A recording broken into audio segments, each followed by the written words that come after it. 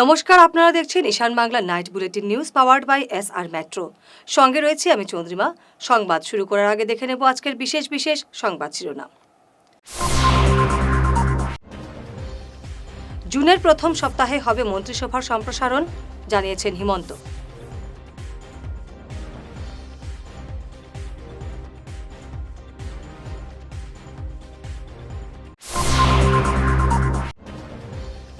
প্রতারণা মামলায় অভিযুক্তের বাড়ি সিল দাস কলোনিতে।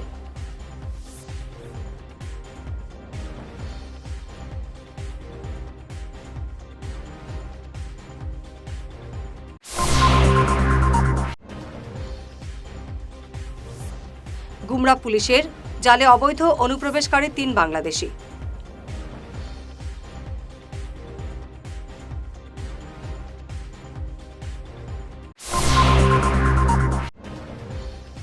শহীদ কমলা ভট্টাচার্যকে নিয়ে পূর্ণ দৈর্ঘ্যের চলচ্চিত্র নির্মাণের ঘোষণা।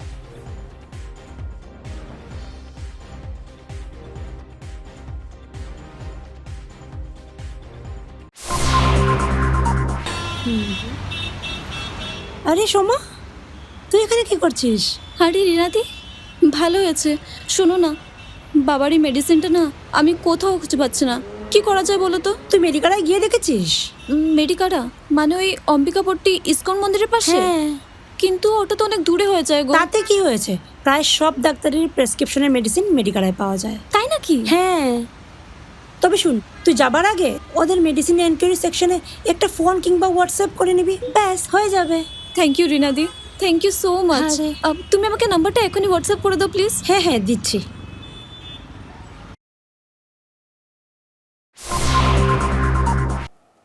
এবারে দেখে নেব বিস্তারিত ঈশান বাংলা নাইট বুলেটিন নিউজ। জুনের প্রথম সপ্তাহে হবে মন্ত্রিসভার সম্প্রসারণ। দিল্লি থেকে ফিরে বুধবার এই ঘোষণা করেছেন মুখ্যমন্ত্রী ডক্টর হিমন্ত বিশ্ব শর্মা। সংবাদ মাধ্যমকে হিমন্ত বলেন, আগামী 21 মে থেকে শুরু হবে রাজ্য বিধানসভার 4 দিনের অধিবেশন। গত কার্যকালের অন্তিম অধিবেশনে দেওয়া প্রতিশ্রুতি মতো এবার প্রথম অধিবেশনের শেষ দিনে 26 মে সদনে উত্থাপন করা হবে অভিন্ন দেওয়ানি আইন সংক্রান্ত বিল। আসুন শুনি কি বললেন মুখ্যমন্ত্রী। মন্ত্ৰীসভা সম্প্ৰসাৰণৰ বিষয়ে মই ইতিমধ্যে কৈছোঁ যে জুনৰ প্ৰথম সপ্তাহত হ'ব আৰু লাহেকৈ হ'ব। বিধানসভাৰ পিছত অহাকালি বিধানসভা আছে, আমাৰ অধ্যক্ষ ডাঙৰীয়া নিৰ্বাচিত হ'ব আৰু এই বিধানসভাতে আমি ইউনিফৰ্ম চিভিল কোডৰ যিটো বিল, সেই বিলখন আমি আনিম বা আমি পাছ কৰোৱাম, যিটো আমাৰ বহুত দিন আগতে কমিটমেণ্ট আছিল যে মই মুখ্যমন্ত্ৰী হৈ উভতি আহিলে প্ৰথম অধিৱেশনতে UCC পাছ কৰাম। সেই দিশত আমি গতি কৰিছোঁ। জমি বিক্রির নামে প্রতারণা মামলায় শিলচর আদালতের নির্দেশে দাস কলোনিতে অভিযুক্ত সত্যজিৎ শর্মার বাড়ি সিল করে দিল পুলিশ এবং প্রশাসন। মামলার বাদী স্বপন ঘোষের অভিযোগ, সত্যজিৎ তার জমি বিক্রির অগ্রিম বায়নার টাকা নেওয়ার পর অসুস্থতার অজুহাতে কয়েক দফায় নির্ধারিত মূল্যের 3% বেশি দাবি করেন। এভাবে আরও অনেকের কাছ থেকেও টাকা হাতিয়ে নেয়। দীর্ঘ 2 বছর চলা বিচার প্রক্রিয়ায় এই সম্পত্তি চূড়ান্ত নিষ্পত্তি না হওয়া পর্যন্ত বাড়িটি সিল করার নির্দেশ দিয়েছে আদালত। যদিও সত্যজিৎ পলাতক, তদন্তকারী সংস্থা প্রকৃত মালিকানা নির্ধারণে তদন্ত অব্যাহত রেখেছে। বঙ্গের নতুন মুখ্যমন্ত্রী শুভেন্দু অধিকারী কঠোর স্থিতি গ্রহণ করতে কাল ঘাম ছুটছে বাংলাদেশি অবৈধ অনুপ্রবেশকারীদের।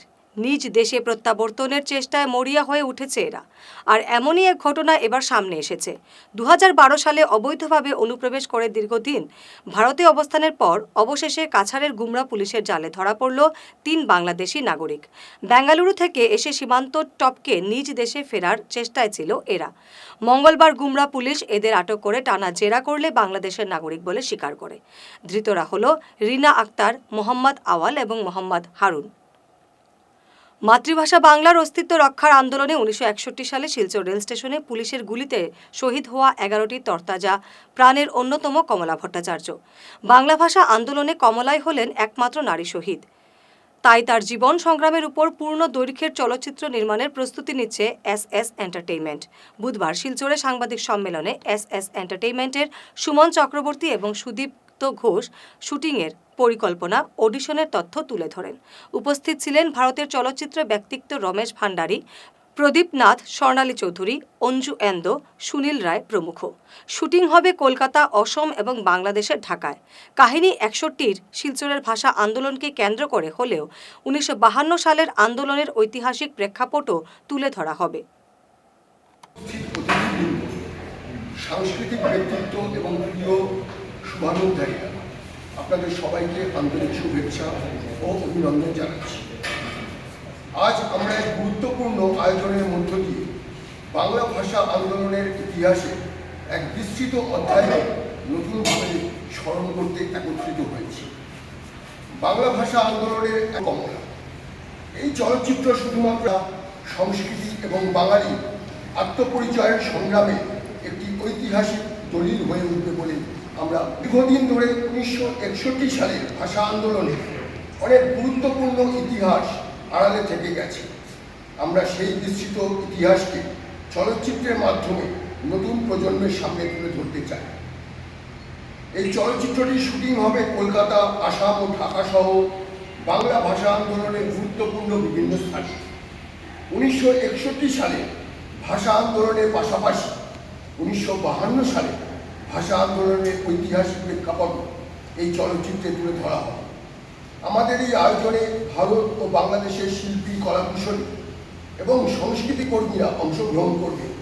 আমরা বিশ্বাস করি দুই বাংলার সাংস্কৃতিক বন্ধনকে আরও দৃঢ় করতে এই চলচ্চিত্র গুরুত্বপূর্ণ ভূমিকা রাখে।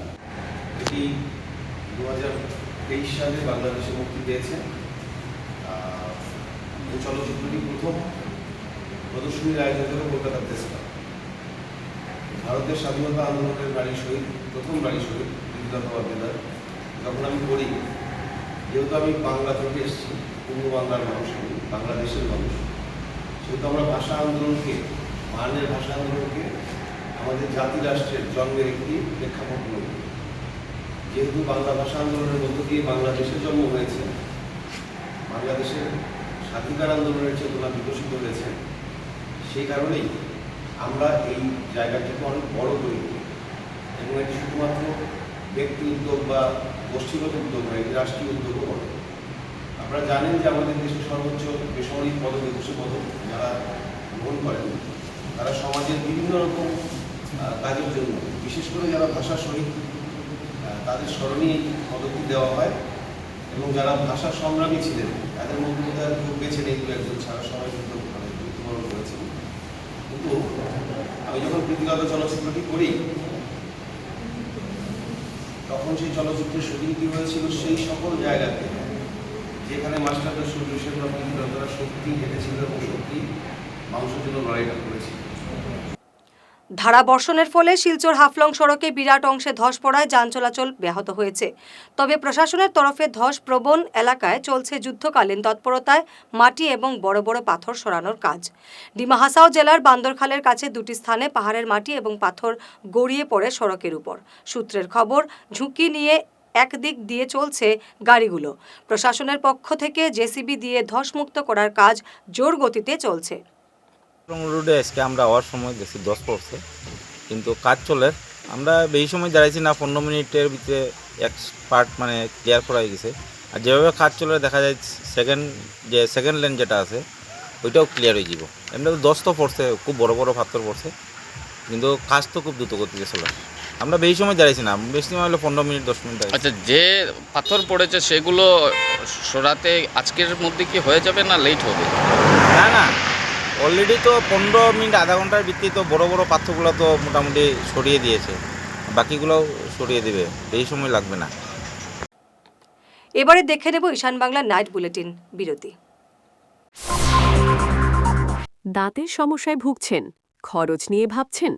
আর চিন্তা নেই, শিলচরের এসআর ডেন্টাল স্টুডিও নিয়ে এসেছে আপনাদের জন্য এক অভাবনীয় সুযোগ। এখন থেকে আপনার পরিবারের যে কোনো একজন রেজিস্ট্রেশন করলেই পরিবারের বাকি সবাই 4 জন পাবেন দাঁতের যে কোনো সমস্যার সম্পূর্ণ বিনামূল্যে চেক আপ। হ্যাঁ, ঠিকই শুনেছেন, একজনের খরচে সুস্থ থাকবে পুরো পরিবার। তাই দেরি না করে আজই চলে আসুন আর আপনার হাসি আরও উজ্জ্বল করুন। আমাদের ঠিকানা SR dental studio, Rangirkhari, Silchar, SR metro ঠিক উপরতলায়। Phone number 8638246619। শহর বদলায়, ফ্যাশন বদলায়, কিন্তু কিছু আবেগ চিরকাল অমলিন। শিলচরের খান জুয়েলার্সে পা রাখতেই সেই আভিজাত্যের ছোঁয়া অনুভব করলাম। শান্ত পরিবেশ, মার্জিত ডেকোরেশন আর হীরা সোনার এক অনন্য সংগ্রহ।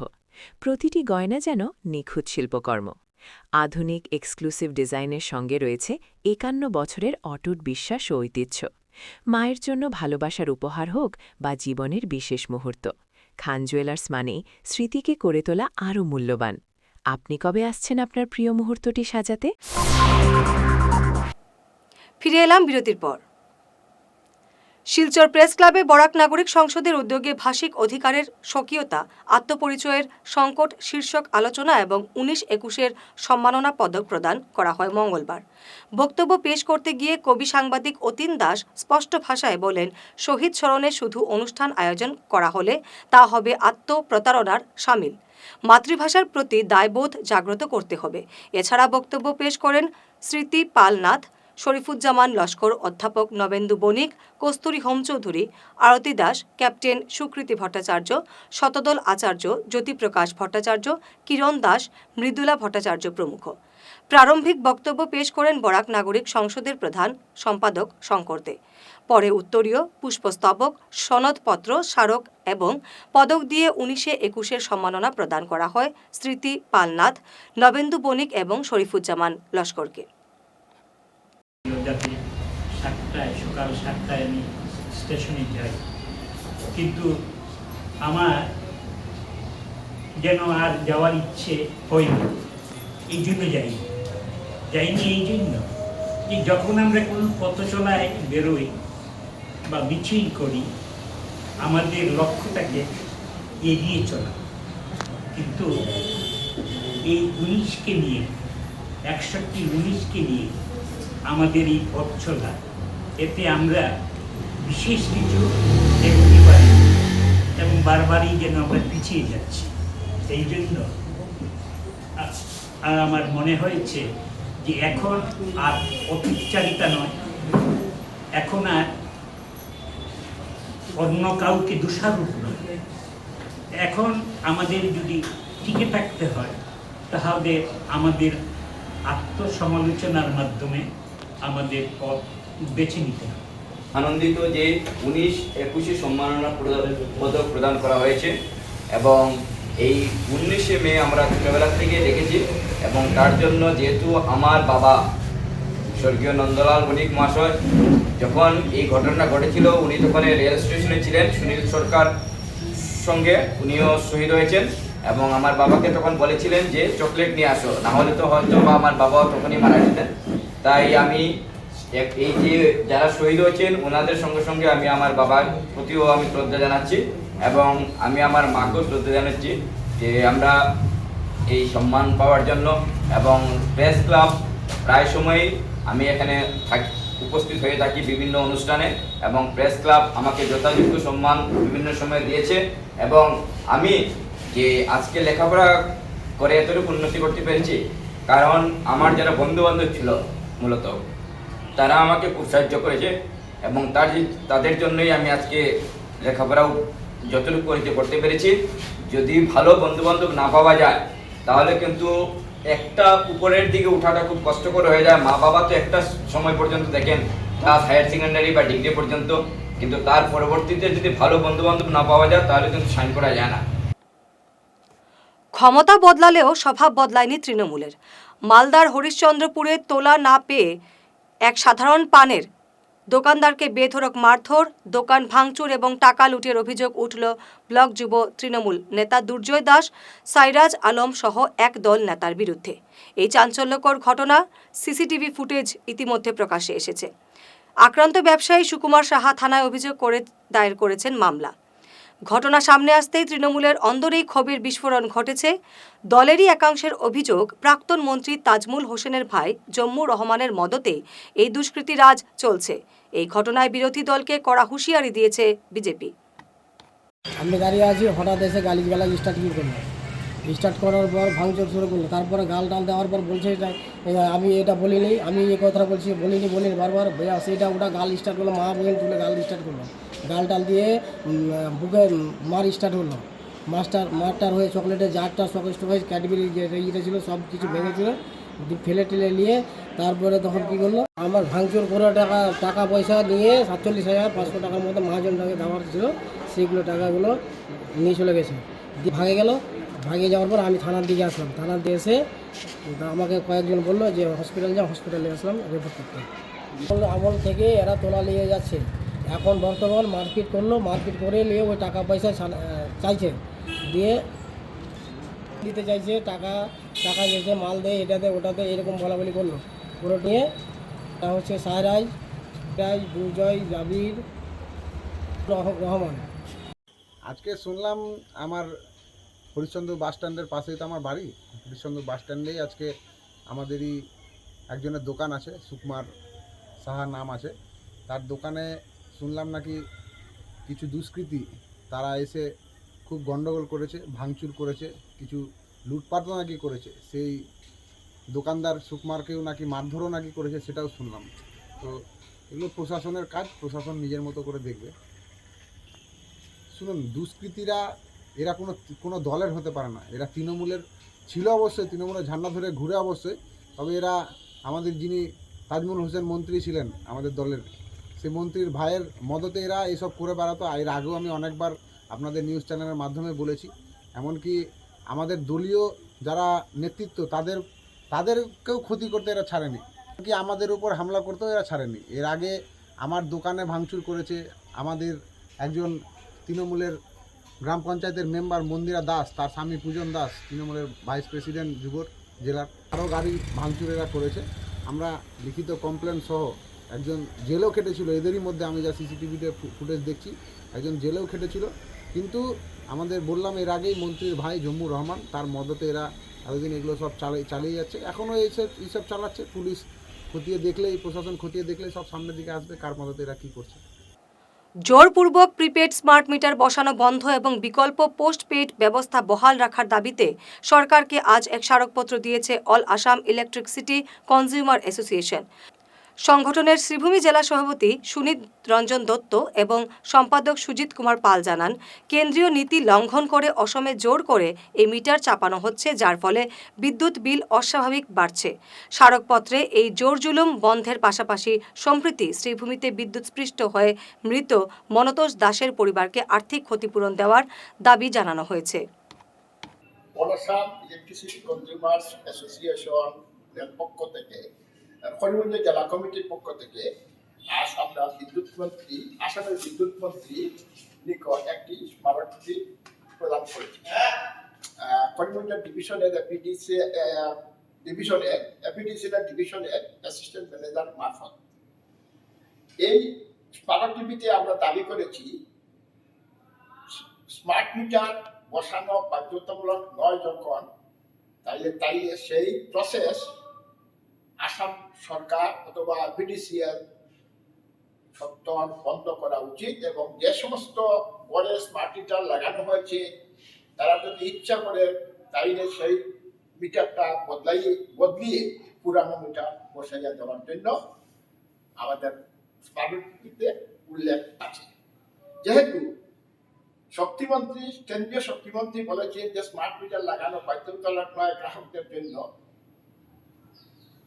সেই পরিপ্রেক্ষিতে আসাম সরকারের নিকট আমাদের আবেদন সেই শক্তিমন্ত্রীর কথাকে মান্যতা দিয়ে আসাম সরকার যেন বা এপিডিসিএল যেন একটা নির্দিষ্ট নোটিফিকেশন জারি করে, সেই আবেদন আমরা এই আজকের লেবারের নামে রেখেছি।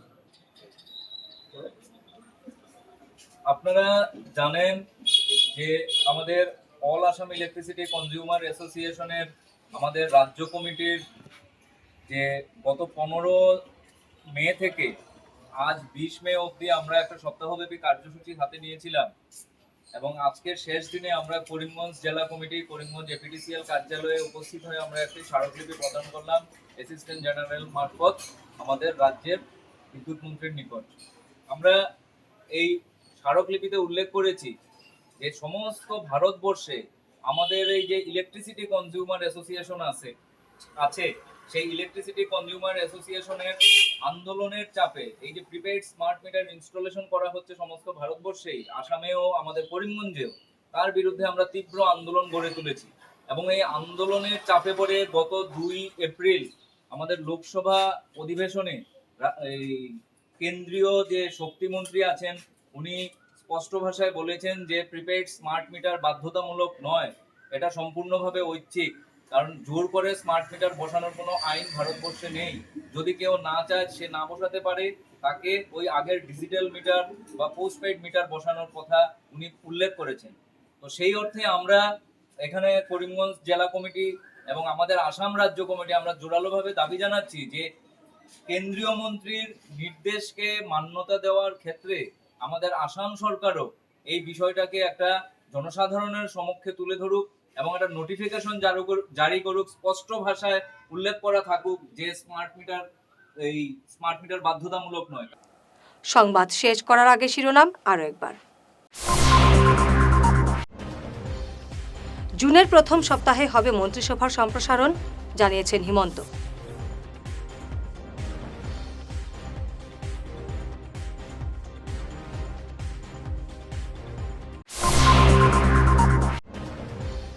প্রতারণা মামলায় অভিযুক্তের বাড়ি সিল দাস কলোনিতে।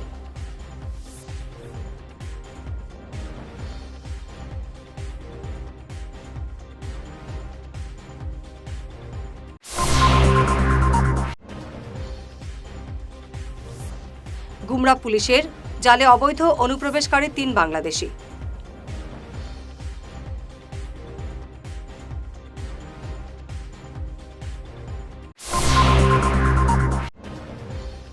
শহীদ কমলা ভট্টাচার্যকে নিয়ে পূর্ণ দৈর্ঘ্যের চলচ্চিত্র নির্মাণের ঘোষণা।